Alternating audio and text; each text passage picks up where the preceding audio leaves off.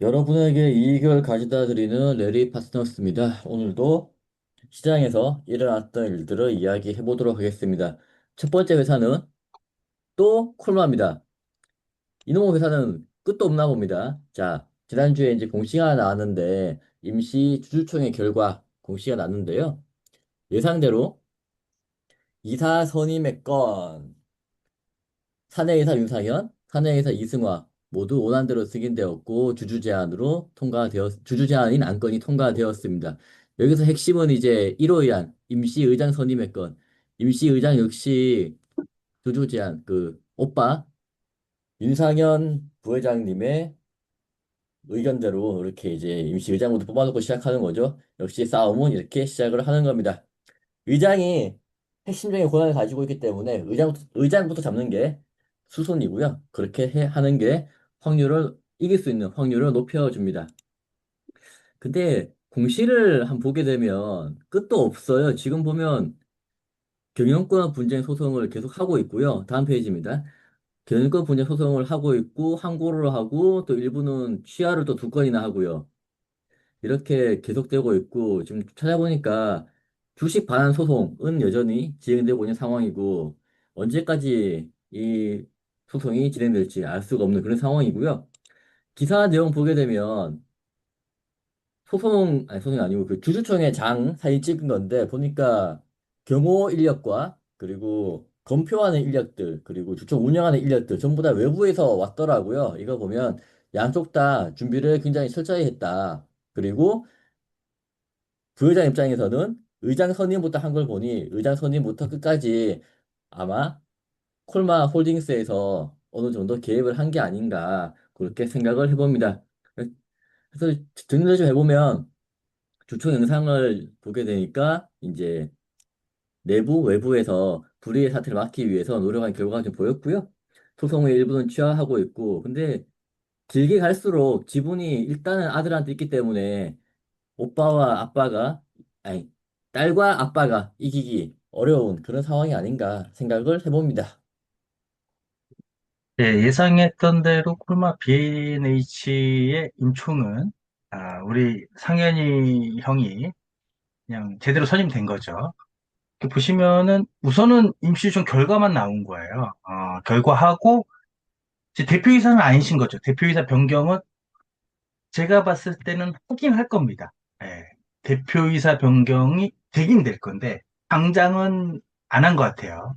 당장은 이제 좀 다른 기존에 있던 이사들도 있고 그 기존에 있던 이사들이 누구의 손을 들어주느냐. 제가 봤을 때는 윤상현 윤상현 부회장님 편을 들겠죠. 다행히 길게 봤을 때는 윤상현 부회장이 거니까 전부 다 이게 맞는 거고.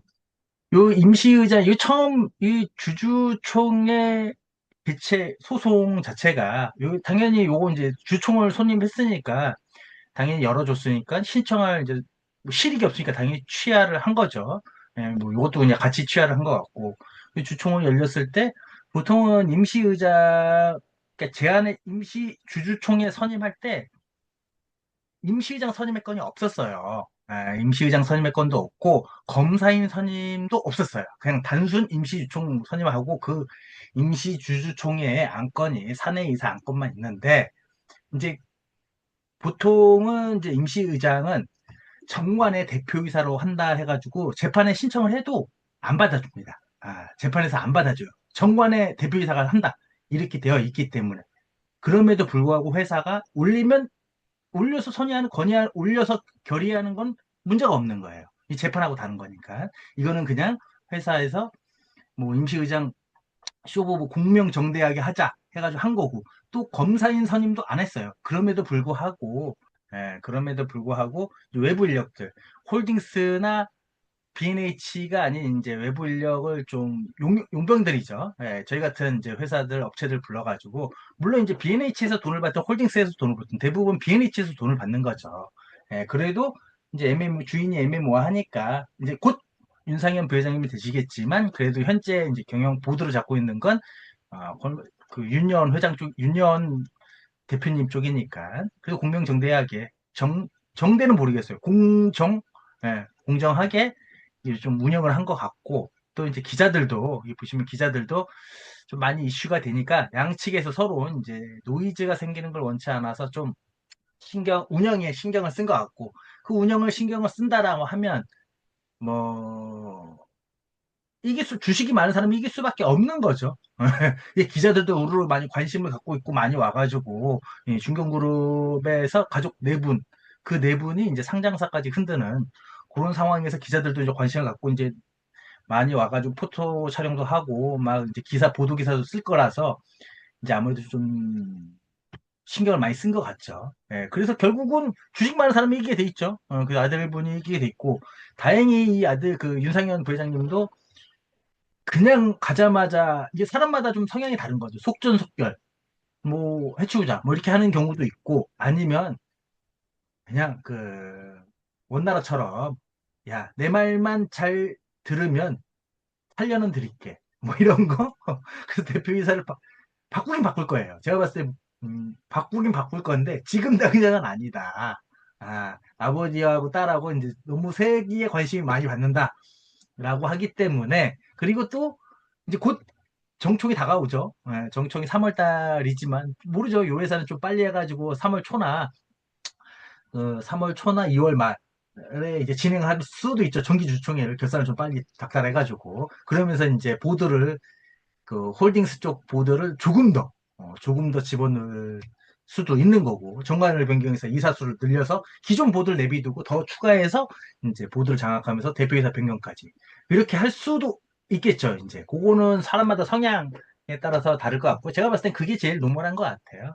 그리고 대표이사는 보드에 들어간 이상 언제든지 이사회로 결성해서 대표이사 변경을 할 수 있는 거라서, 아, 뭐 크게 문제는 되지는 않을 것 같아요. 어찌됐건 예상했던 대로 우리의 이제 윤상현 부회장님과 이승환 이제 부사장님 들어가신 거에 대해서 예상했던 거니까 뭐 거의, 근데 대부분 이거에 대해서 뭐 이견이 거의 없었어요. 주식 많은 사람이 이기는 게 당연히 주식회사죠. 예. 그렇게 생각이 되고, 이제 조금 보면 이제 좀 잠잠해지기를 기다리는 사태가 아닌가 생각합니다. 예. 다음은 인피니트 헬스케어. 지난주에 이어서 한 번 더 가져와 봤는데요.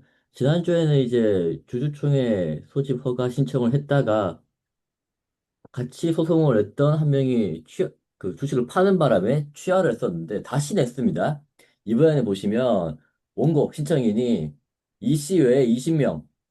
자, 사람 많이 모았죠? 그리고 신청 이유를 보게 되면 신청인들은 발행 주식의 5.24%를 가지고 있다라고 하면서 이제 냈거든요. 그럼 이게 문제가 되는 게 5.24%를 가지고 있다는 말은 5% 공시 위반이잖아요. 그러면 이게 추후에 주총하게 되면 의결권 제한에 대한 문제도가 생기거든요. 5% 공시 안 했기 때문에 의결권 제한하겠다. 뭐 이런 문제까지 다들 이제 감안을 하고 소송을 하는 것 같은데 한번 지켜봐야 될 것 같습니다. 네, 그 인피니티 헬스케어가 우선 그 최대 주주가 솔본이 한 50% 정도 갖고 있다는 전제를 이제 인지를 하고, 50% 이상을 갖고 있다는 전제를 하고, 우리 이제 전에 이제 외 몇 명 해서 1.5% 상장사 특례죠. 상장사 특례 6개월 기간 보유 1.5%에서 신청을 했다가 한 번이 이제 주식을 매도하니까 1.5% 미만 되니 당연히 소를 취하는 게 맞죠. 네, 소를 취하고 그 다음에 그럼 이제 다시 또 세를 규합해가지고 하려다 보니 이제는 상향사 특례가 아니라 그냥 상법에 나와 있는 3% 이상, 지금 소신청한 시점에 3% 이상의 주주들을 끌어모아서 모으셔가지고 어, 하여튼 이름은 대표자를 바꾸셨네요.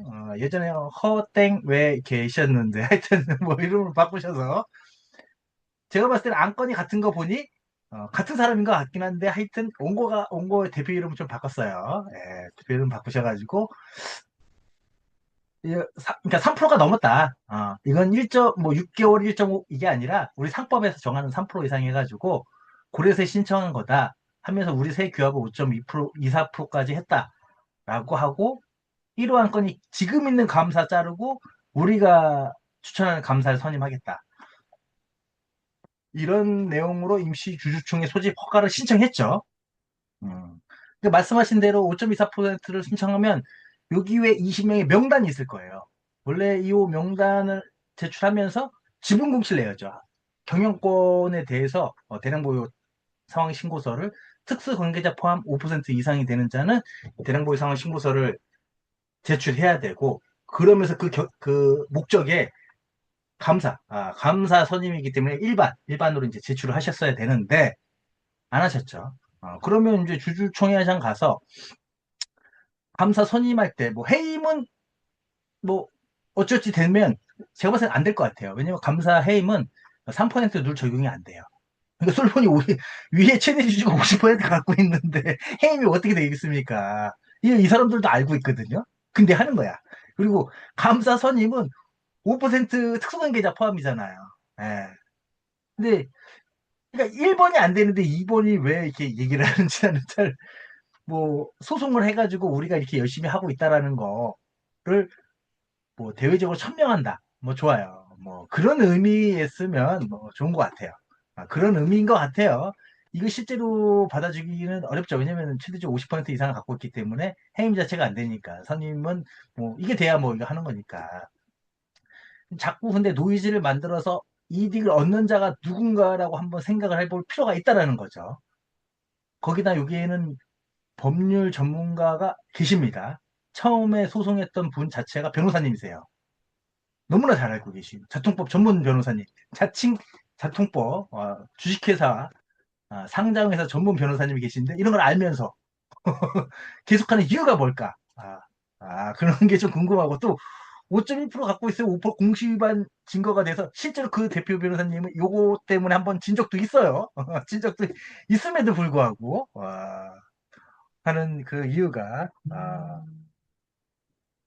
하는 거기 때문에 예, 좀 당황스럽죠. 그리고 어차피 이게 내용이 감사 해임할 때는 3% 적용이 안 된다는 건 이제 모두가 알고 있기 때문에 아, 그게 삼 물론 이제 적용되는 부분도 있죠. 이게 회사 상법 개정으로 이제 2조 이상, 2조 이상 대기업 같은 경우에는 이제 해임도 3% 적용이 되는데 현재까지 상법은 아직 이제 개정도 아직 안 됐고 그렇기 때문에 대규모 상장 회사도 최대 특수관계자를 제외한 이제 의결권이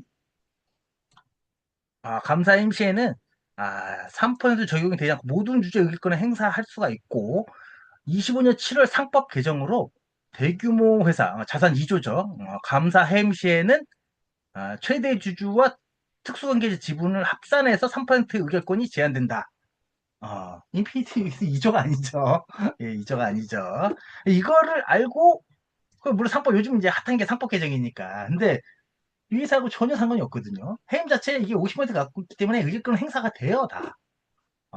안 되는 거 뻔히 알고 있으면서. 또 선임할 때도 3%늘 개별 3%거든요. 이거는 개별 3%이기 때문에 잘 모르겠어요. 5% 갖고 감사 선임한다는 것도 좀 의아하고 3% 룰이 적용이 되면 이제 최대 주주가 50% 날라가고 그 다음에 최대 주주 50%가 날라가고 3%만 의결권 행사하고 우리는 5%니까 우리가 이기지 않냐 라고 호도 호도를 할 수는 있는데 해임이 안 되는데 뭘 이렇게 선임을 합니까?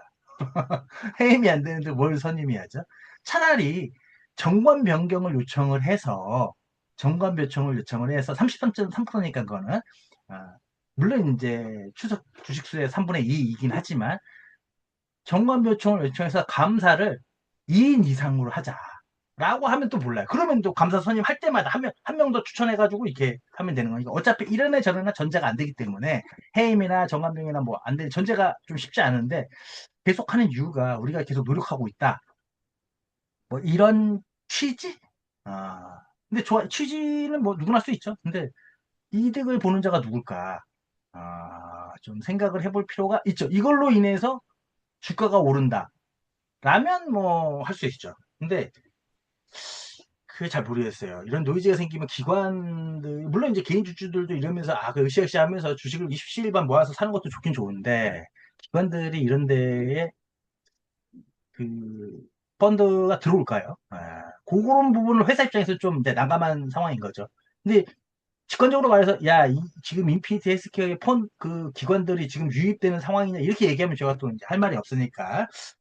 하여튼, 이런 부분에서는 좀 냉철하게 냉철하게 생각을 해볼 필요가 있다. 의도가 뭘까라고 한번, 그냥 뭐라도 해봐야지. 이러면 제가 이제 할 말은 없는데, 좀, 왜냐면 한 번 앞에서 거절됐다가, 기각됐다가, 다시 또, 이렇게, 기각이 아니죠. 앞에 이제, 그 철회를 했죠.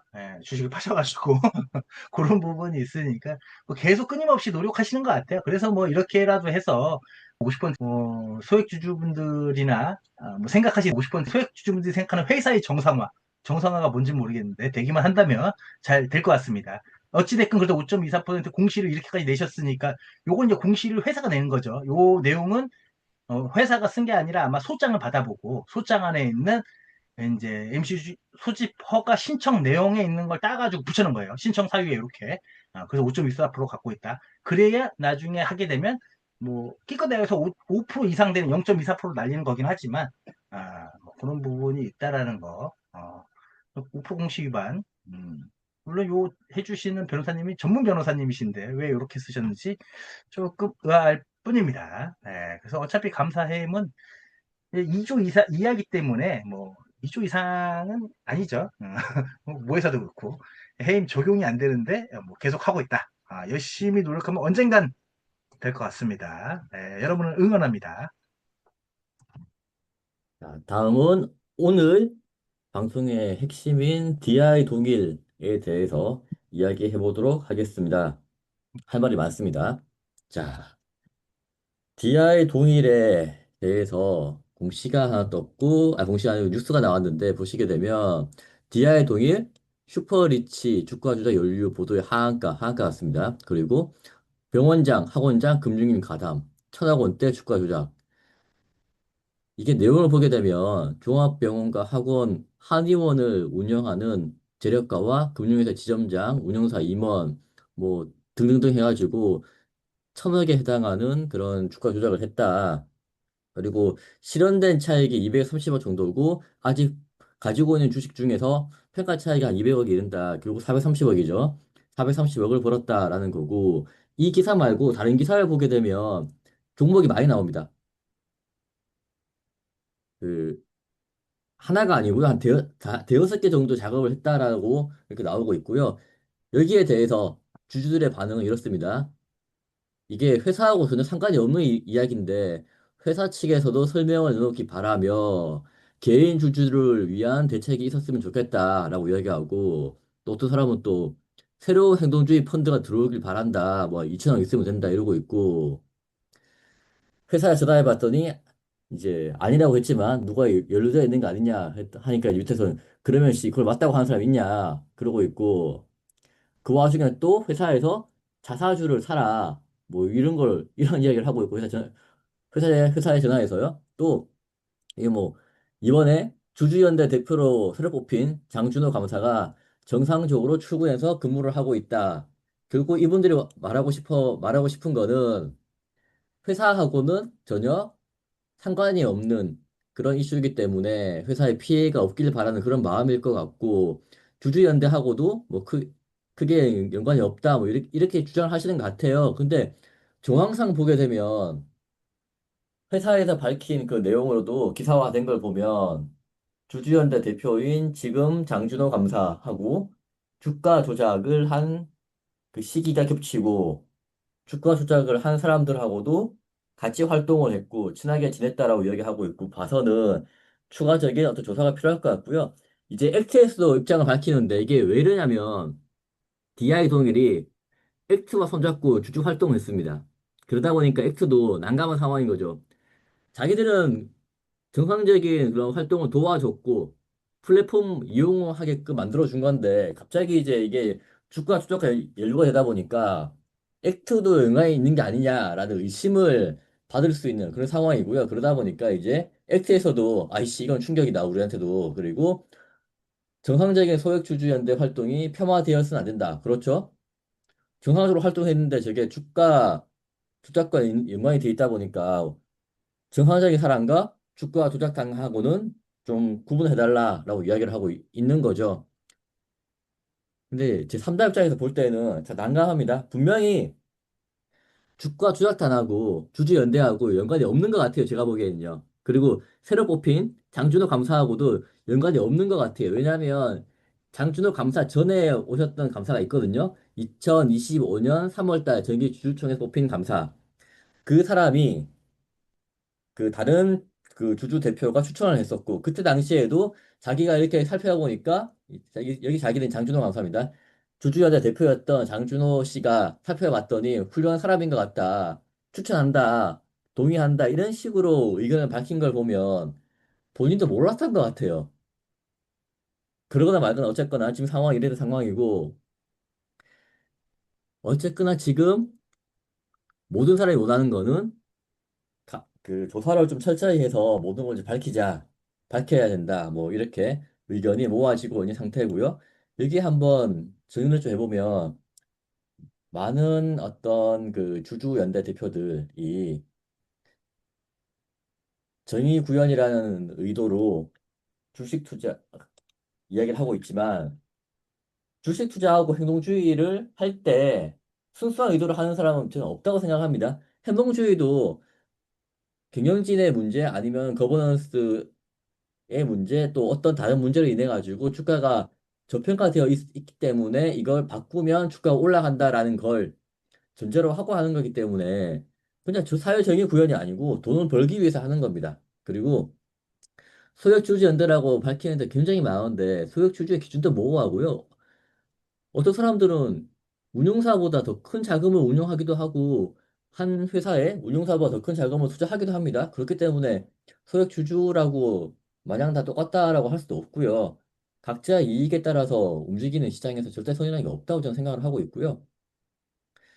디아동일 같은 경우에는 소액주주연대 추천했던 감사 1, 그 회계사분이 있었죠. 그분은 갑자기 어느 날 사표 내고 잠수 타고 감사 2는 선임과 동시에 이제 회사 감사이지 주주연대 대표가 아니다라고 선을 긋고 그 와중에 이제 주주총회와 감사 선임 그 사이에 1.2만 주 보유하고 있던 9천 주 팔았고 그리고 과거부터 지금까지 회사가 바뀌어야 되고 거버넌스 바꿔야 되고 주가가 김현진 때문에 안 올라간다고 이야기하던 그 블로거들은 또 조용한 상태입니다, 지금. 이런 상황이면 주식시장이 다 그렇듯 누가 선이고 누가 악인지 이건 모르는 겁니다. 그냥 상황에 따라 대응을 하는 거죠. 그러면 여기서 이제 하나 제안을 해보면 만약에 정말 장준호 감사가 그 다른 사람들하고 다르다. 나는 소액주주들의 의견을 반영하고 있고 소액주주들이 원하는 것을 회사에 들어가서 바꾸겠다라고 하면 이제 행동으로 좀 보여주면 어떨까 싶습니다. 늘 소액주주들은 경영진 보고 주식을 사라 그러잖아요. 그런 의지를 보여달라 그러고 그러면 회사에서는 없는 살리면 어떻게 사냐 그러고 그러면 소액주주 대표였던 장준호 감사도 마침 이번에 고점에서 주가 매도했으니까 뭐 얼마가 됐건 경영진의 한 사람으로서 등기된 임원의 한 사람으로서 주식을 좀 사서 행동을 좀 보여주면 어떨까 하는 걸 한번 제안을 해봅니다. 예, 이게 GI 동일은 참 말이 많죠. DI 동일, D동일이 슈퍼리치 주가 조작 연루 보도의 하한가, DI 동일이 하한가, 거래 정지, 증선이의 고발 조치. 참, 이게, 이런 게 있었으니까 당연히 뭐, 증선이 고발 조치도 되고, 뭐, 주가 조작, 뭐, 시작이 아마 주가 조작부터 시작을 했겠죠. 그러니까 그걸 위해서 이제 주식을 끌어올려야 되니까 여러 가지 이제 이벤트들 열리고 세를 규합하고 네이버 종투방도 얘기하고 뭐 공시나 이런 것들을 좀 하라고 이제 얘기를 했겠죠. 그리고 뭐 임원들도 막 압박도 하고. 근데 그런 사람들이 이 주가조작 사역의 종합병원, 학원 원장, 한의 원장, 재력가, 금융회사 지점장들, 거의 대부분 지점장들이 브로커죠. 이제 VIP들 끌어모아가지고, 요런 분들은 뭐 병원장님들, 뭐 2차 병원 병원장님이라든지 아니면 피부과 원장님들, 이런 VIP들 이제 끌어와서 지점장들이 브로커리지에서 이제 돈 만들고, 자산운용 펀드 만들어서 뭐 이렇게 진행을 하고, 아니면 뭐, 펀드가 아니더라도, 아니면 조합 같은 거 만들어서 이제 들어가고. 전직 임원대 금융 전문가로 구성된, 예, 그렇죠. 이분들에서 좀 한 천억 이상이 조달. 이게 넣다 뺐다 한 게 천억이라는 얘기인 거죠. 예, 넣다 뺐다. 실제로 천억이 있어서 한 번에 막 다 끌어들이고 그런 경우도 있죠. 옛날에 오스틴 인플라처럼 천억 베이맹에서 한 번에 끌어올리는 그런 경우도 있는데 제가 봤을 때 대부분은 이렇게 해서 천억을 모아서 그걸 갖고 산 게 아니고 이런 사람들이 거래 내역들을 대출금들 다 모아보니까 천억 원 정도가 되더라. 거래 금액이. 탔다 팠다 이런 게 아니라 이제 요 사람이 한 100억대 왔다 모았고 요 사람이 한 30억 모았고 뭐 이런 식으로 쭉 이렇게 다 합치면 이익이 보면 이제 내가 시작은 10억으로 했어도 이익을 한 20억 났으면 30억이 되는 거죠. 그런 것까지 다 합쳐간 천억 이상 조달한 주가 조작 세력 이렇게 되는 거죠. 그런 게 이제 실현 차익이 230억 원, 매도하지 않는 게 1000억 원의 평가 차익도 한 200억. 마지막 보유 이 사람들 다 갖고 있는 계좌 봐니까 1000억 원 정도가 됐고 그중에 평가 차익이 한 200억 이상 되더라. 그러면 한 430억 정도를 어찌됐건 이익이 있는 상황인 거죠. 뭐 몇 명인지는 모르겠어요. 몇 명인지 모르겠지만 그 중에서 이제 지금 이제 회사 주가 조작은 바깥에서 한 거다라고 얘기한다면 회사하고 상관이 없다. 이렇게 될 수도 있죠. 바깥에서 뭐 주가 조작 할 수도 있죠. 근데 금액이 크면은 좀 쉽지 않은 거죠. 세상에서 가장 위험한 게 주가 조작에서 가장 큰 적은 금융위원회나 뭐 증서원이, 검찰 얘들도 무섭긴 한데 최대 지수가 제일 무섭죠. 내가 먼저 던질까 봐. 다 거지되니까 그러면. 그렇기 때문에 회사에 뭐 스파이를 심든 누구 심든 핵심적인 사람들이 있어야 돼요. 조력자가 있어야 되는 거죠. 예. 와중에 그런 와중에 이제 당연히 지금 소액주주 분들이겠죠. 이분들은 지금 하한가 두들겨 맞은 소액주주분들이니까 이제 어찌되건 난 그건 잘 모르겠고 설명을 내놔라. 개인 주주 뭐 그건 난 모르겠고 주가 조작은 다 검찰에 끌려갔으면 좋겠고 우선 지금 하한가 맞은 것부터 다시 돌려놔라.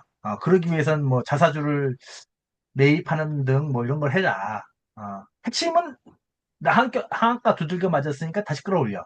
하한가 그랬으니까 다시 끌어올려. 그리고 또 이제 아름다운 이제 행동주의 펀드가 입성해서 이 말이 행동주의 펀드지만 주가 조작이 상관이 없다. 누가 와도 2천억만 있으면 되니까.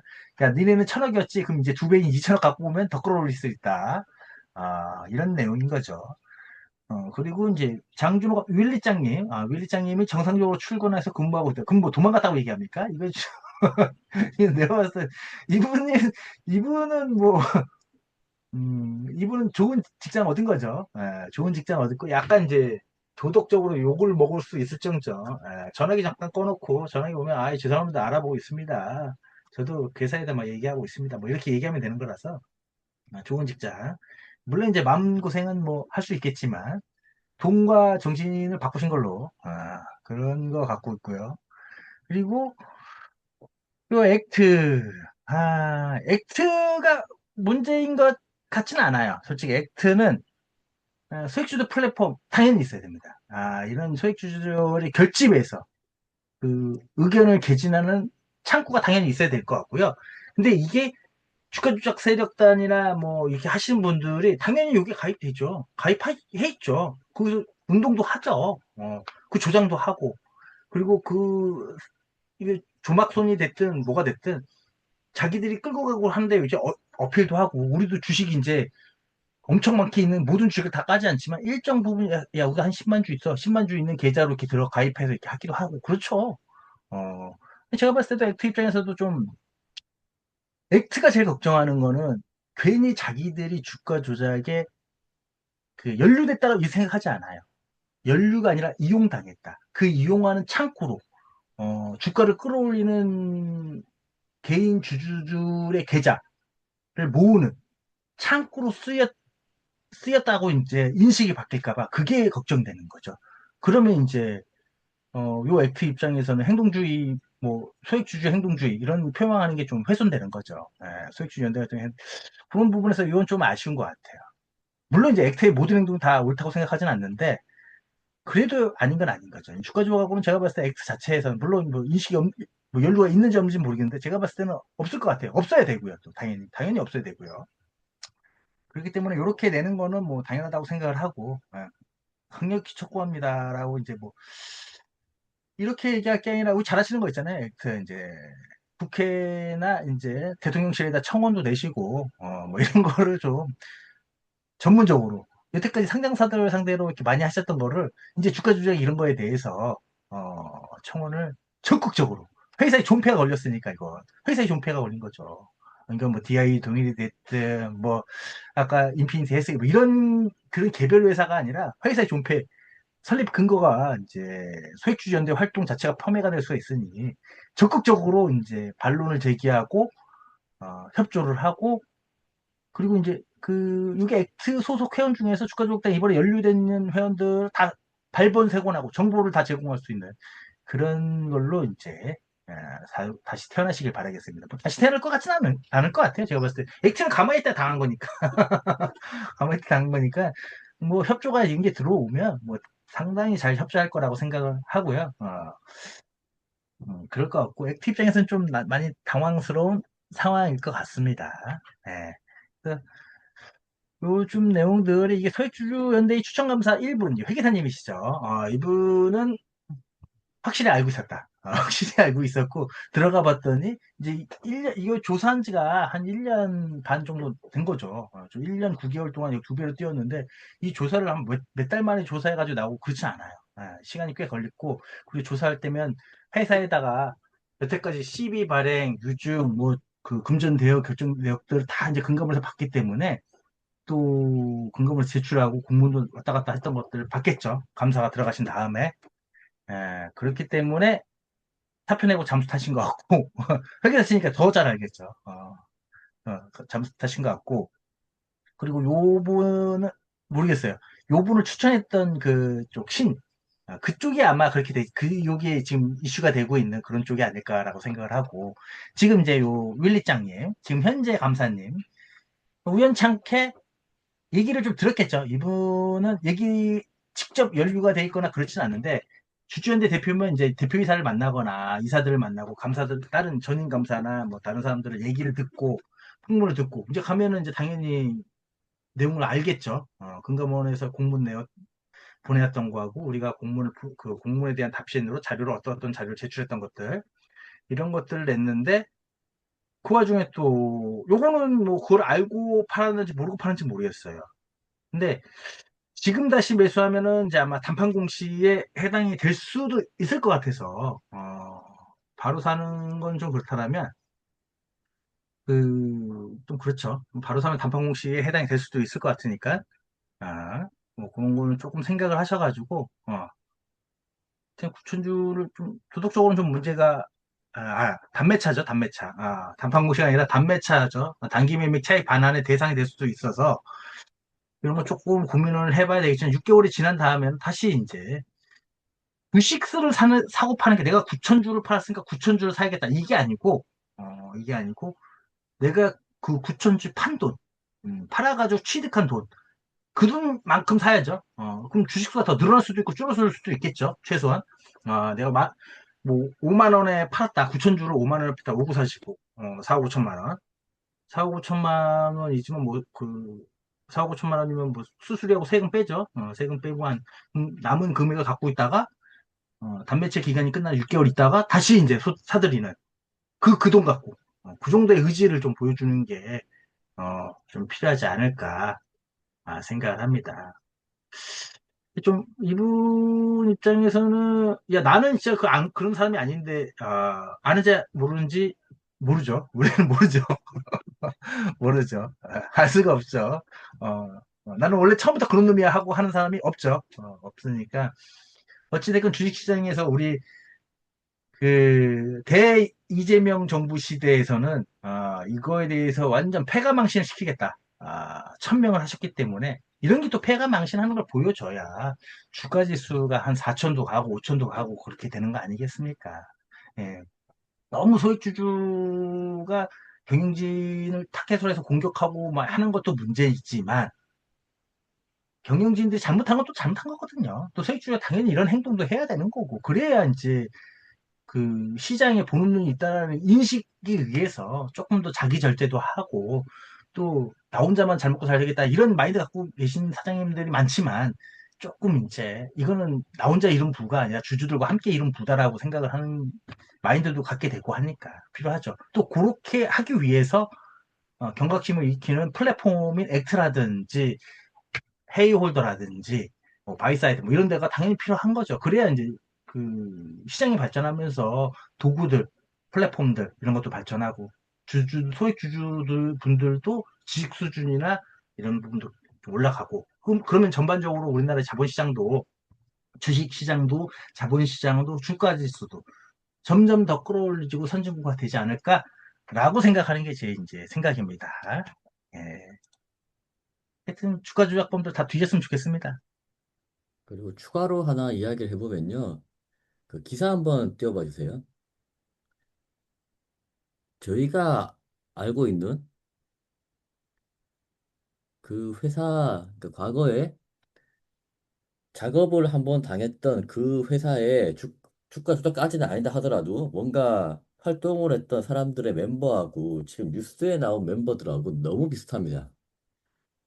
그때 당시에, 과거입니다. 그때 당시에 종합병원장, 그리고 지방에 있는 한의원장, 그리고 강남의 피부과, 성형외과 원장들, 그리고 서울 중심지에 있는 증권회사 지점장, 운용사 임원, 보험회사 프라, 그리고 VC 대표, 뭐 이런 사람들이 다 같이 작업을, 작업이라는 표현이 맞지 않을 수도 있겠습니다만 같이 행동을 했던 그런 사례를 저희가 알고 있는데 그 멤버들하고 지금 너무 비슷해서 혹시 그 사람들일까? 라는 생각 하나. 그리고 두 번째는 우리가 그런 정보를 알고 있기 때문에 너무 거기에 몰입해가지고 그쪽으로 생각하나 너무 과한 생각인가? 이런 생각을 요즘 좀 하고 있습니다. 뭐 기사에도 나왔듯이 회사 DR 동일뿐만이 아니고 대여섯 개조도 작업을 했다고 하니까 조사 결과를 한번 지켜봐야 될 것 같습니다. 자, 다음은 Q&A 진행하도록 하겠습니다. 그 질문이 올라왔는데, 자, 질문 내용이 이제 분기별로 결산 이사를 하려고 한다. 그러면 그냥 언제 딱 해야 된다. 라는 그런 기준이 있나요? 라는 질문입니다. 이거 보면은 여태까지 안 했었나? 이거 이- 이거를 보면은 여태까지 안 했었나? 이거 상장사로서 좀 이게 치부죠, 치부. 근데 지금 요 분 같은 경우는 회계를 담당하시지 않는 분이시죠. 아니면 공시만 담당하시는 분이면 이런 질문을 하실 수가 있는 겁니다. 우선 첫 번째는 분기별로 결산예살 정기 개최라고 합니다.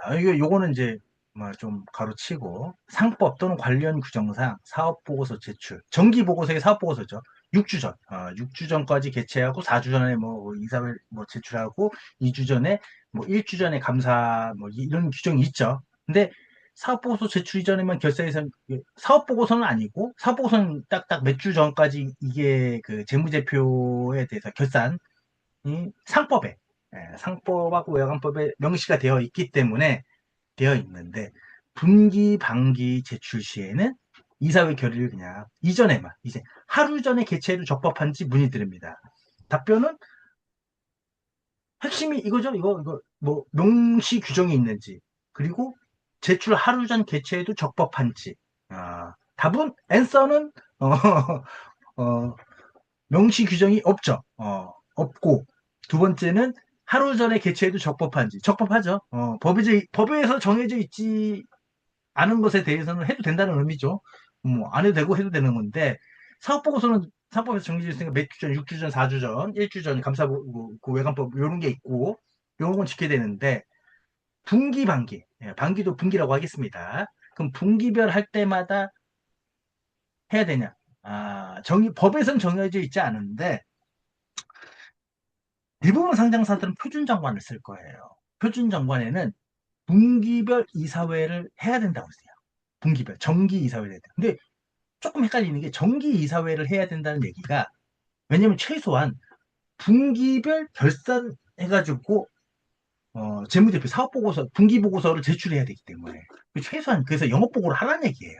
근데 이게 그냥 이사회를 한다라고 정기 이사회를 개최한다 이렇게 되어 있기 때문에 저 이사회는 뭐 여러 가지 지금 뭐 단기 차입금 결정할 수도 있고 아니면 타법인 취득 결정할 수도 있고 뭐 한 번만 하면 되는 거 아니야? 그렇죠, 그죠? 그렇게 되죠. 워딩상 그렇죠. 그런데 어찌됐건 재무제표 작성 자체는 대표이사가 책임을 지고 대표이사가 이사회에 보고를 해야 되는 거예요. 하지만 실무는 회계팀장들이 작성을 해서 분기보고서 제출하기 전에 사장님한테만 이렇게 얘기를 하고 그리고 통상 정상적인 회사 같은 경우나 뭐 위원회가 있는 대기업들 이런 데는 당연히 하는 거고 중견기업이나 조금 이제 마인드가 대기업 출신 사장님들이 있었던 회사들은 대부분이 분기 결산을 하면은 오기 전에 이제 분기 보고서를 올리기 전에 재무제표 해가지고 월간 회의 같은데 이제 그때 하는 거죠. 그리고 이사회를 거의 대부분 남기지 않습니다. 결산 이사회처럼 뭐 사업 보고서에 결산 이사회처럼 그 분기별은 남기지 않는데 분기별로 분기 결산 이사회를 남기진 않아요. 하지만 이사회에 첨부처를 어펜덕스라고 붙여놓죠. 어펜덕스를 붙여놓죠. 그런 건데 뭐 쉽게 말해서 다시 또 원론으로 들어가서 몇 주 전까지 이사회에 대한 명문 규정은 없고 회사마다 이사회 규정이 있으면 하셔야 되는 거고 이사회 규정이 없으니까 물어보셨겠죠. 없으면 뭐 없는 거죠. 규정은 없고 하루 전에 제출해서 개최해도 적법하니 적법합니다. 아, 이런 내용 뭐 특별하게 회사에서 그냥 알아서 하시면 되는 것 같고 안 했던 근데 이제 상장사면 대부분 결산 이사회는 해줘야죠. 분기당 하다못해 뭐 특별한 이사회가 아니더라도 이사들이 모여서 회의하는 게 그 자체가 이사회니까 뭐 CFO가 이제 1분기에는 뭐 손익이 매출이 얼마 됐고 뭐 손익이 영업 손실이 어느 정도 되니까 판관비가 이번에 좀 많이 나왔으니까 좀 아껴 쓰십시오. 뭐 이 정도가 돼도 이런 것도 이제 대부분 다 결산이라고 보시면 될 것 같습니다. 꼭 형식을 갖춰야 되는 건 아닙니다. 네, 오늘은 여기까지 하도록 하겠습니다. 예, 수고하셨습니다.